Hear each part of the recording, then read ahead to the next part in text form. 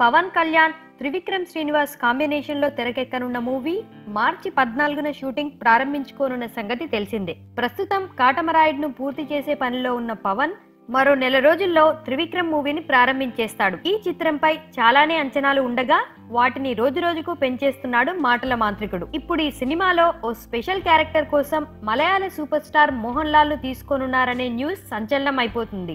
మోహన్ లాల్ ఈ మధ్య తెలుగులో కూడా మంచి ఇమేజ్ సంపాదించేసుకున్నాడు. దీనికి తోడు త్రివిక్రమ్ మూవీలో స్పెషల్ క్యారెక్టర్ అంటే ఖచ్చితంగా సంథింగ్ స్పెషల్ గానే ఉంటుంది. అందుకే ఈ పాత్రకు మోహన్ లాల్ ను అనుకోవడం, దానికి మలయాళ సూపర్ స్టార్ సై అనడం కూడా జరిగిందట. అయితే ఇంకా సైన్ చేయకపోయినా ఈ పాత్రను మోహన్ లాల్ చేయడం ఖాయం అంటున్నారు. ఇప్పటికే హై ఎక్స్పెక్టేషన్స్ ఉన్న పవన్ త్రివిక్రమ్ మూవీ మోహన్ లాల్ ఎంట్రీతో మరింత భారీగా మారిపోతుంది. ఈ సినిమాలో కీర్తి సురేష్, అను ఇమాన్యుయల్ హీరోయిన్లు కాగా కోలీవుడ్ కంపోజర్ అనిరుద్ రవిచందర్ ఇప్పటికే 3 పాటలకు ట్యూన్ రెడీ చేశాడని రీసెంట్ గా చెప్పాడు.